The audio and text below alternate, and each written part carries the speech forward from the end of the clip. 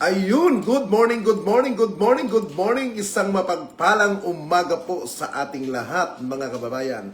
Music muna tayo. Wala tayo sa Condo ngayon. Wala tayo ngayon sa Baguio. Dito tayo sa Metro Manila. Magandang umaga po sa inyo lahat. At take note sa mga taga-Caloocan, ha? May panawagan po ang inyong city government, ang inyong butihing mayor na si Mayor Malapitan, na kung saan Family Day 2026, inaanyayahan po natin ang mga magulang na irehistro ang inyong mga anak na 17 years old pababa upang makasali sa ating idaraos na Family Day sa February 16, 2026 mula 8 a.m. hanggang 12 noon sa Plaza Rizal, harap ng San Roque Cathedral Parish, Barangay 16. Automatikong kasali ang lahat ng makakapagparehistro. Kaya ano pa po bang hinantay ninyo? Alam niyo po, dyan sa lungsod ng Caloocan, sa pamumuno po ni Mayor Malapitan, pinapahalagahan po ang lahat ng kabataan. Dahil naniniwala ang inyong butihing mayor na ang kabataan ay pag-asa ng ating bayan. Yung kabataan na matitino, na may malasakit sa kanilang pagmamahal sa kanilang mga magulang. Hindi yung kabataan na mga tarantado, na mga pasakit sa ulo. Hindi po yun. Ang tinuturing po dito, na tinuturing pag-asa ng bayan, yung mga kabataan na may pagpapahalaga sa kanilang pag-aaral. Yun ang kabataan na marunong mag-aral at mayroong paggalang sa kanilang mga pamilya. Pero kung ikaw ay kabataan na tarantado at gago, punyeta, wala kang mararating sa buhay mo kung hindi magdildil ka ng asin, buwisit ka. Ha? Music tayo! Music. Bago tayo magsimula.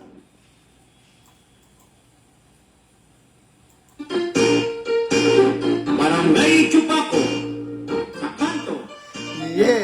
kanto ninyo, magkaisa tayo, dito sa ating kapitan, at ninyo para sa kaunlaran at kasaganaan, para tayo makaraos sa pangkinabukasan, lalo na yung mga kapogian. Tandaan ninyo, 20-20 lang, at ninyo, Barsaga, youth ang ina mo.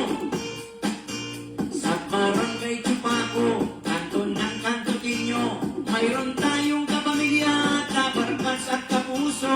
At ninyo, Barsaga, sa Sokmidayan Reyna, napakasimpleng mahinhin, hindi marunong magmura. Kasanggan ng mga taan na malalay ng inaasap, lalo na yung mga bogin na niyang hinahanap. Tutulungan lang ninyo ang yawa sa hirap upang kanilang maabot Pangarap na ulam. mga senior citizen. Kap ninyo'y kaagapay, kap ninyo hindi niya type yung mga pangit at chutay. Kap ninyo ay malambing, mabait at mapagbigay. Kapag kay napasubo, lahat sa'yo'y ibibigay. Kap ninyo ang ating iboto. Kap ninyo inaapi, kap ninyo kasanggamo. Yes! At ninyo ay kalaban ng tiwali sa gobyerno at kalsangga naman po ng mga inaabuso. At ninyo'y walang takot magsalita kahit sino. Kung ika'y mapangapi sa posisyon ay abuso. At ninyo ilalabas kung ano ang totoo upang maiwasan ang mga panluloko ng tao. Kay kat ninyo marami ang sumusuporta, tumutulong kay kat ninyo, maganda rin ang hadika. Ang totohanan ay ilalabas, sinong kwaya at masipa, sinong tunay na kakampi at kalaban nitong bansa. Kat ninyo'y tumutulong sa mga nangangailangan, mga taong kapuspalad, sikat ninyo ang sandigan. School supply at mga wheelchair, may sponsor yan everywhere. Basta tulong kailangan, tawagan mo and he'll be there. Kat ninyo ang ating iboto. Kat ninyo inaapi, kat ninyo Kasanggamo.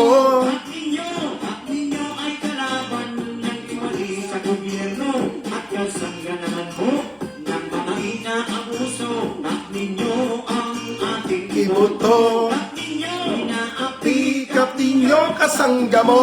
at ninyo ay kalaban ng tiwali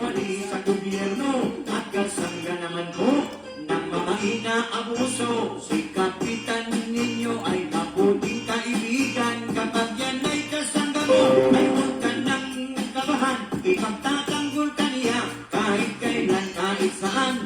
Ang mga kaaway mo'y ituturing niyang kalaban. Sikap ninyo'y mabait, mapagmahal na tao. May tulong at may galing, may tapang at prinsipyo. Pero di nagpapago ang busilak niyang puso. Okay, good morning again, good morning, good morning, good morning, good morning, magandang umaga. Alam niyo po sa mga taga-Caloocan, sabi ko nga po kanina, inaanyayahan ko kayo ng inyong butihing mayor para po magparehistro. Dahil po ngayon, February 16, magkakaroon po ng tinatawag na Family Day sa February 16, na kung saan nakakatiyak po ako na may mga papremyo, may mga cash, at higit sa lahat, magiging happy po kayo. Yan po ang isa sa mga proyekto ng ating butihing mayor ng lungsod ng Caloocan. Na ang ibig sabihin, pinapahalagahan niya po ang ating mga kabataan. At pinapadama niya rin po na mayroon tayong gobyerno na nagmamalasakit para sa ating bansa. Speaking of pagmamalasakit, alam niyo po, bago po ang provincial director ng lalawigan ng Tarlac Province. Yung provincial director po ng province of Tarlac, ako po hindi ko pa po ito nami-meet in person. Ito pong si Police Colonel Mendoza, na kung saan Joel L. Mendoza ang pangalan niya. Provincial Director of Tarlac Police Provincial Office. Alam niyo po, marami po tayong kaibigan po dyan sa lalawigan ng Tarlac. Na ang sabi, alam mo, napakasipag ng aming bagong provincial director, na kung saan kahit kasulok-sulukan ng mga LGU, mga mayor, nagko-cortical siya. Alam niyo kung bakit niya po ginagawa yan? Para po maiparamdam na may pulis ang ating bayan. Ang inyong lalawigan, pag kailangan niyo ng assistant, nandyan po sila. At higit sa lahat, inaalam din po ng provincial director sa pamumuno po ni Police Colonel Joel Mendoza na kung ano pa ang pwedeng maitulong ng ating kapulisan. At ano pa ang pwedeng ma-improve sa kanila. Kagaya po nito, nakikipag-usap po siya sa mga elected na mga mayor, konsyal, vice mayor, at sa mga retiradong general o sa mga retiradong men in uniform na taga-Tarlac, para po makakuha pa siya ng kunting ideya, kunting tip na pwede niyang magampanan niya sa kanyang pagtutupad bilang probinsyal ng lalawigan ng Tarlac Province. Alam niyo po, pag kailangan niyo po ng tulong, nandiyan po ang inyong butihin at bagong provincial director na si Police Colonel Joel Mendoza. At syempre, speaking of Colonel Mendoza, magandang umaga na rin kay Police Captain Alcantara, ang Chief PIO ng lalawigan ng Tarlac ng PNP. Yan, napakaganda ng babaeng yan. Balita ko, ma'am, may chismosa po akong kaibigan dyan. Asawa mo pala, yung hepe ng Banban Tarlac. Si Ma'am Alcantara, matagal na rin kami hindi nagkikita. Matagal na rin ako hindi gumagawin niya sa Tarlac. Kasi pag pumupunta po ako ng Tarlac, pinupuntahan ko po yung provincial office ng PNP po dyan. Pag tayo'y namamasyal. Masarap ang kape dyan. Kaya lang, puro kape. Ma'am Alcantara, sana naman, pagpunta ko dyan sa provincial office mo, sa PIO mo, wag naman puro kape. Lagyan mo naman ng tinapay. At kung pwede, may suman. Oo. Hindi, alam ni Ma'am Alcantara yan, napalakabiro lang tayo. Alam nung, Alcantara ba? Ang PIO ng Tarlac? Ng PNP, tandali nga. Hanapin ko ang pangalan nito, Tarlac. Baka nagkamali tayo. PIO, oo, baka magkamali tayo. Ano pangalan nito? Tarlac to eh. Dali. Alcantara ba?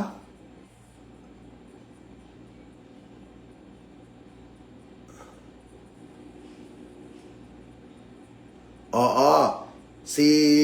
Anong pangalan nito? Police Captain Alcantara nga. Oo. Alcantara. Oo, PIO. Buti na lang hindi tayo nagkamali. Ma'am! Pagpunta ko dyan, ma'am, ha? at suman o tinapay. Huwag naman puro kape. May impatyo tayo sa tiyan. Ang tapang pa ng kape niyan. Hindi, kapeng barako yung pinapainom sa akin nila dyan eh. Pero masarap tumambay ko sa PIO nila. Pero mo paglabas ng upis, may 2 puno, tapos tatambay ka doon, mas maninigirilyo ka, magmumukha akong kapre dyan, mukha kang inkanto. Pero hindi, napaka-sweet niyan.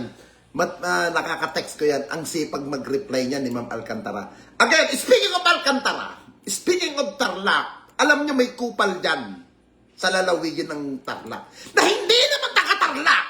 Dumayo lamang ng Tarlac para kumakyaw ng kumakyaw, kumakdak ng dumakdak ang putang inang babaeng yan. Ang pangalan nito, tawagin na lang natin, Pera Luka-Luka Lucas. Oo. Luka-Luka yung babaeng yan.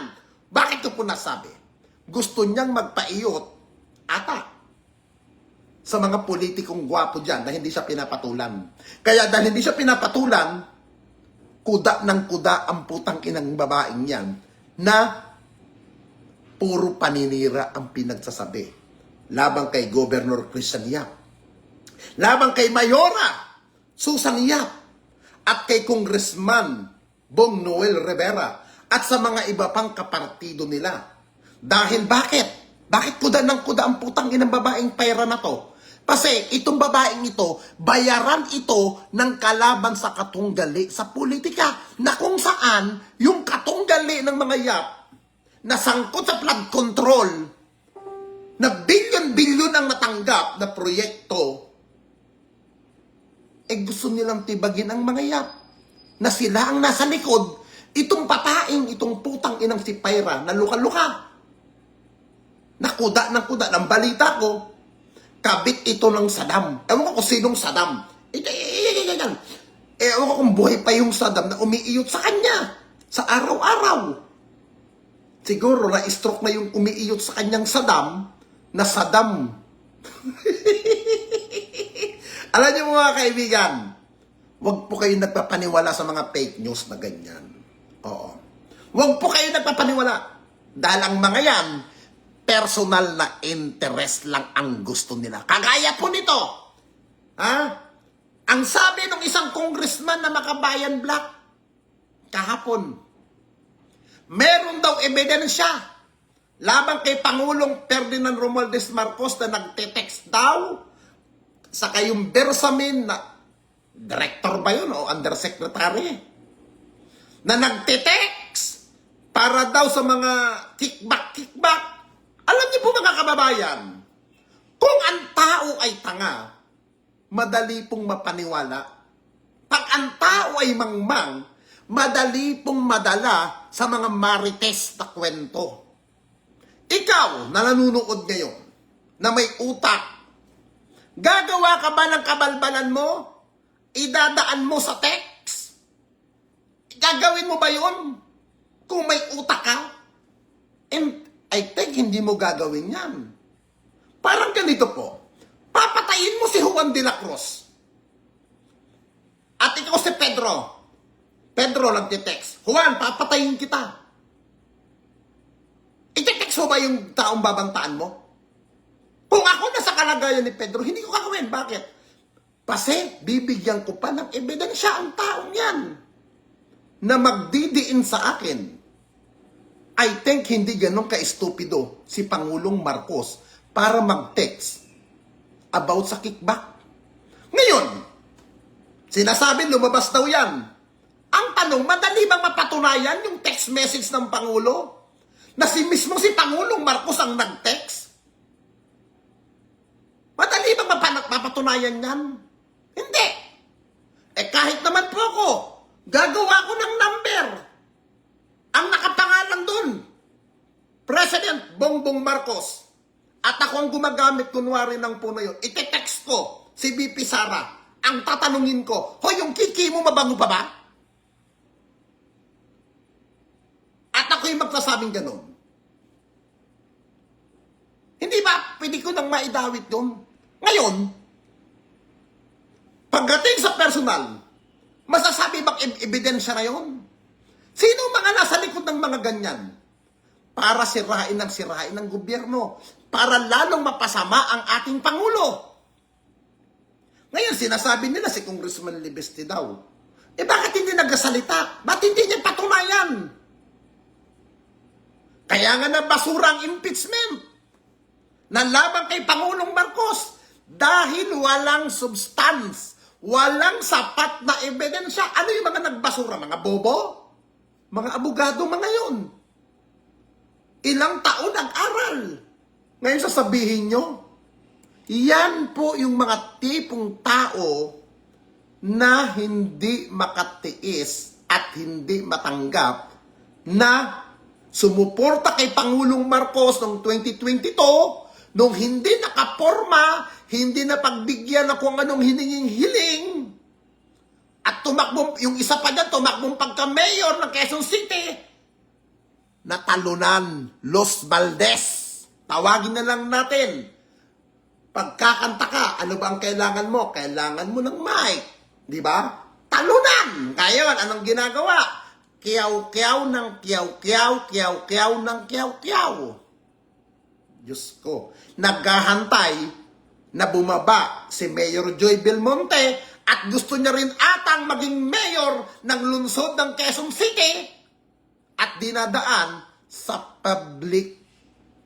publicity na libre. At kunwari sasama sa mga rally, tapos, for publicity. Di ba? Ito nga, ang sabi nga ni Ombudsman, Crispin Remulla, imbestigahan ang mga mining. Ang tanong, gaano ba kalinis si Mike Defensor? Gaano ba siya katuwid nung siya ay nasa gobyerno? Yun ang tanong. Sino ba si Mike Defensor? Di ba malapit kay Gloria Macapagal Arroyo? Sino ba si Gloria Macapagal Arroyo na gusto rin mawala si Pangulong Marcos? Kaya nga po nakakatawa rito mga kababayan, itong mga maiingay sa gobyerno ni Pangulong Marcos na wala naman maipatunayan, puro paawa, puro kuda. Kita nyo nga, sabi nga ng gobernador ng Cebu, huwag nyong dalahin dito sa Cebu ang asal ninyo dyan sa Metro Manila na nag-iingay kayo. Tahimik kami sa Cebu. Oh, hindi ba nakakahiya? Tapos yung nag-iingay, dumayo ng Cebu at doon magdadadakdak, sasabihin, may marsyalo na daw sa Pilipinas. Putang ina ninyo. Kung may marsyalo na, bakit pa kayo nakakapag-rally-rally?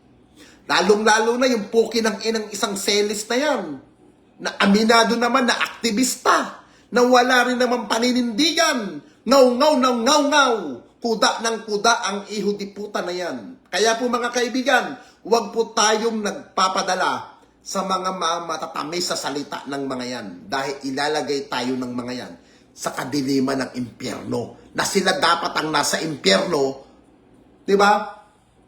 Ngayon, sinasabi nila, patay na daw si Ombudsman Remulla, buhay na buhay. Sinasabi nila, malala daw ang sakit ni Pangulong Marcos. Ano na naman palalabasin nyo?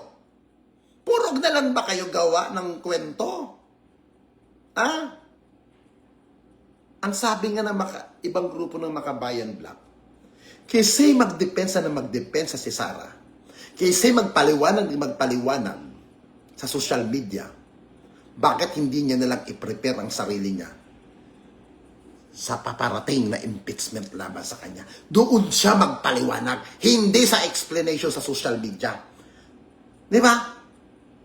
Dahil nakakasawa na ang mga magmumukha ninyo, mga buwakan ng ina ninyo. Mga putang ina ninyo, puro kayo ngaw-ngaw. Ha? Puro kayo ingay. Mga buwakan ng ina ninyo. Pero ang sambayan ng Pilipino, tahimik lang. Totoo lang. Ha? Ilang beses kayo nanawagan ng people power. Rally, pabagsakin si Pangulong Marcos. Ano ba nangyari? Pukin ang ina ninyo, napabagsak nyo ba si Pangulong Marcos? Hindi. Kasi nga, mga tanga kayo. Ang mga matitinong tao, kagaya ko, matino. Edukadong tao ako. Hindi marunong magmura. Pero minsan nagpuputang ina. Talaga na makaputa-putahan ng ina ninyo. Ha? Tigil-tigilan nyo mga kalitsyan nyo. Ha? Tumulong kayo sa gobyerno. Sumuporta kayo sa gobyerno.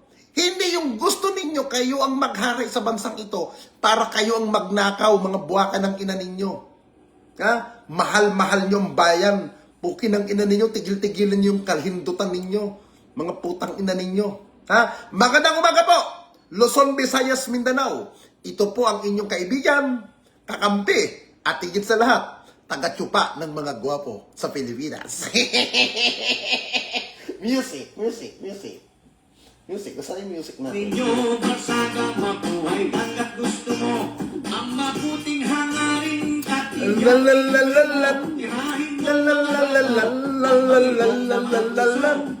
mo ng isang malutong na Okay, bago tayo magtapos, may nagtanong sa akin.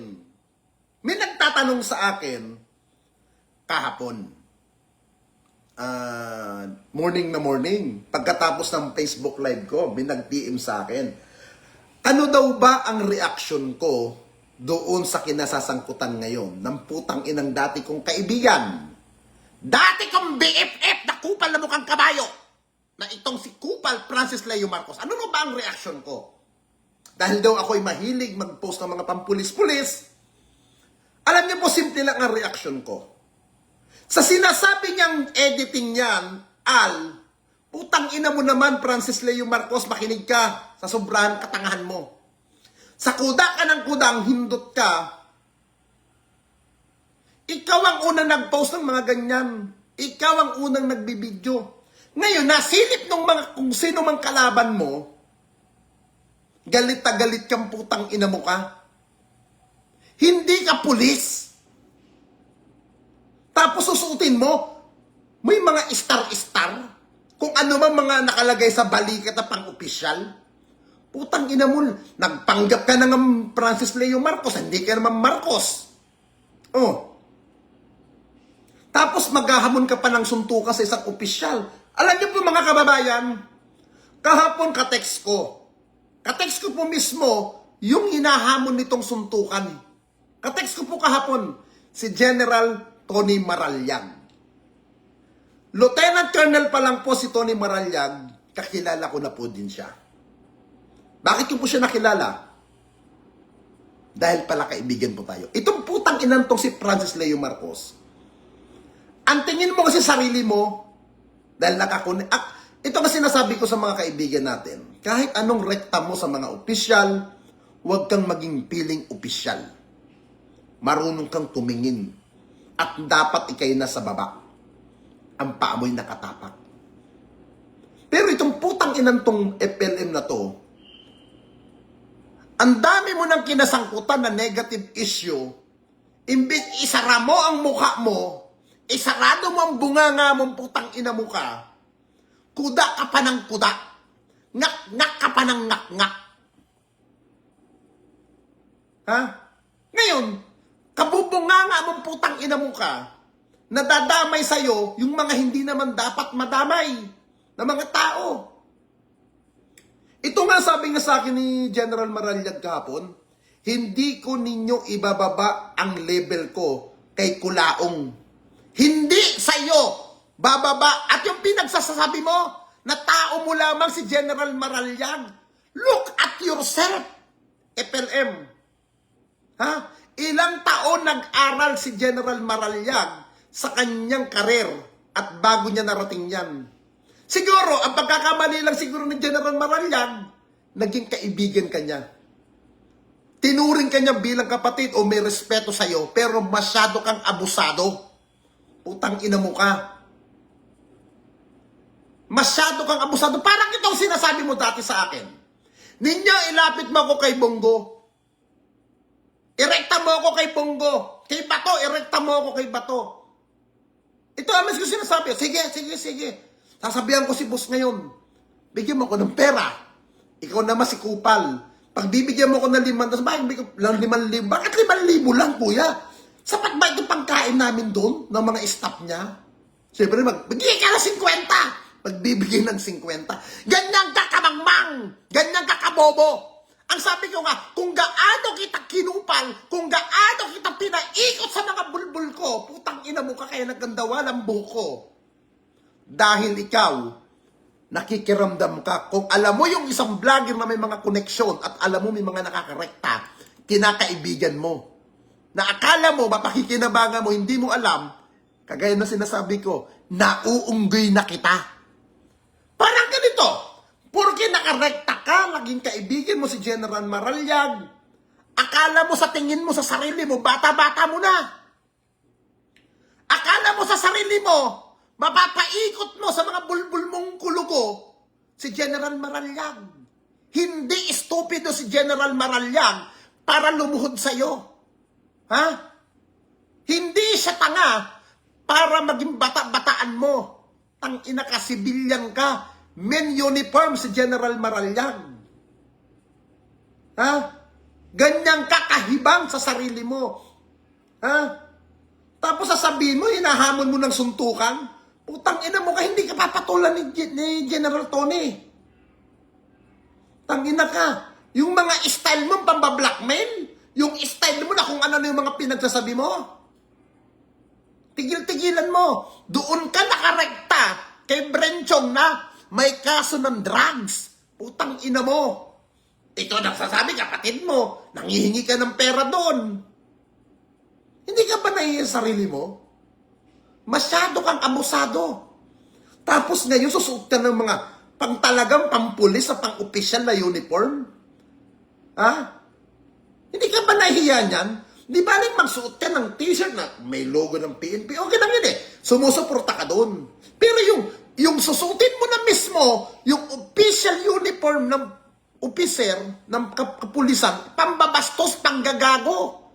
Ang ginagawa mong pukin ng ina mo. At hindi mo lisensya yung sinasabi mo na ikaw ay pandemic hero, na ikay namigay ng mga bigas, buwakan ng ina mo. Hindi yun ang lisensya para mambarubal kang hayop ka. Ha?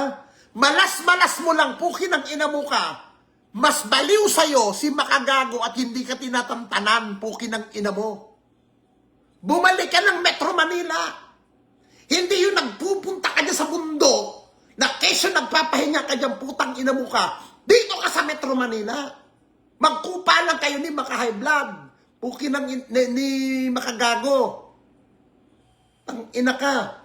Ngaw-ngaw ka ng ngaw-ngaw kahapon. Pinapanood ko yung live mo. Nila ako nagko-comment doon. Anak, yan ba pinagmamayabang mo? Ito ipapakita ko sa'yo. Tunay na luxury. Tunay na yaman. Puki ng ina mo ka. Ito nga, wala kang abogado. Nagkakadalitsin-litsi ka nga sa abogado. Pagpapanotaryo ka na lang. Ikaw pa mismo, hindi mo iutos sa tao mo.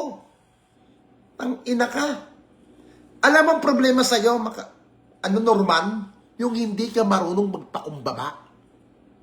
Masyadong mataas ang tingin mo sa sarili mo. Matuto kang magpakumbaba at tanggapin mo sa sarili mo na mayroong kang pagkakamaling nagawa. Yun ang tanggapin mo. Ha? Yung marunong kang tumanggap ng kamalian mo. Ako, barubal din ako. Pero alam ko sa sarili ko na may mga pagkakamali ako sa buhay ko. Pero kunti-unti kong tinutuwid ang pagkakamaling yun. At marunong akong humingi ng paumanhin. At marunong akong humingi ng sorry. Pero ikaw putang ina mo ka. Nagawa mo ba sa buhay mo yan? Eh kung paano kung sa mga oras ka namatay ka na at sana'y mamatay ka ng hayop ka? Paano ang kaluluwa mo, puki ng ina mo ka sa impyerno ang bagsak mong iho di puta ka? Makinig ka, Norman Mangusen, hindi kasi Francis Leo Marcos. Si Kupal Norman Kabayo ka. Puki ng ina mo araw-araw. Kita mo nga mayaman kasi nasabi mo, yung nanay mo mukhang tikbalang. Na mukhang duling. Putang ina mo, sasabihin mo, bata-bata ka ni General Maral. Bata mo si General Maraliag. Tanga! Sinong tanga maniniwala sa'yo na may utak? Bobong maniniwala sa'yo, nag-aral yun sa pagkapulis, nag-aral yun ng intelligence ng ilang taon, tapos magpapakabata sa isang kagaya mo mukhang aso, ina mo, tigil-tigilan mo. Yan po ang kasagutan ko doon sa sinasabi nung nagtatanong sa akin ano daw ang reaksyon ko sa putang inang kabayong to. Ha? Eh kabayo yan, pukinang inang yan. Huwag kayo nagpapaniwala dyan. Mukhang kupal yan. Magandang umaga po ulit sa inyo.